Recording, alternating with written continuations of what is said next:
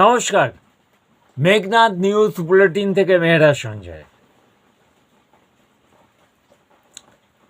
এরকম ফল আমরা 2011 সালে যে জিনিস দেখেছিলাম, এরপর 2026-এ যা দেখলাম, এটা ভাবা যায় না।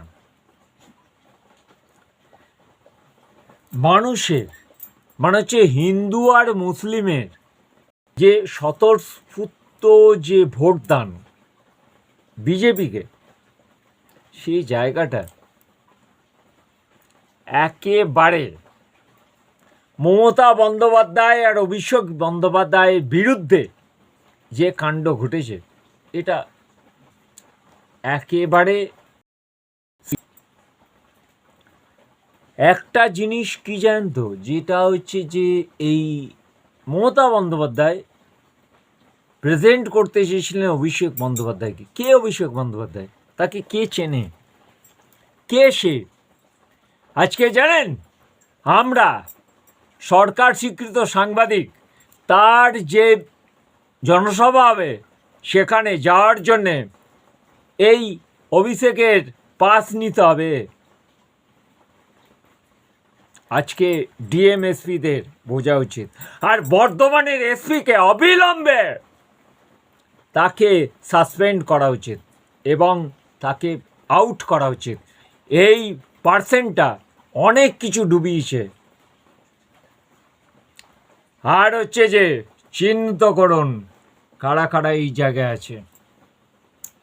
বর্ধমানের ডিএম ম্যাম, অকুণ্ঠ ধন্যবাদ। আর হচ্ছে যে আর কি বলার আছে, আমরা সাংবাদিক, আমরা কোনো রাজনৈতিক দলের সদস্য নেই, পরিষ্কার। তার জন্যই তো এইসব কথা বলছি। যে জিনিস ঘটেছে ঘটবে। শেষ যে বিষয়, ক্ষমতায় যারা এসছেন, সাংবাদিকদের জন্য কি করলেন? সাংবাদিকদের যে রেল পাস, সেটাও আপনারা বন্ধ করে দিয়েছেন এই বিজেপি গভর্নমেন্ট। তার যে বকেয়া যেসব আমাদের বিজ্ঞাপনের বিষয় আছে, সেই টাকাটাও আমরা পাইনি। আপনারা কি করবেন এটা তো ভেবে দেখা উচিত।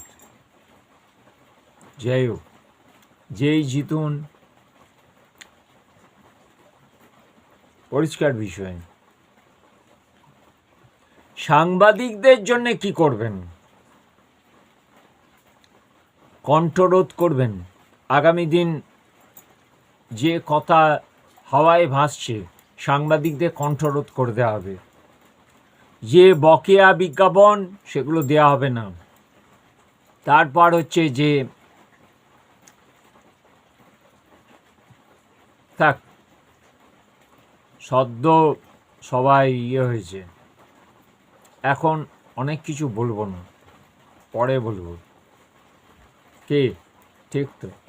যাই হোক, স্বাগত নতুন সরকারকে, বিজেপি সরকারকে। জয় শ্রীরাম।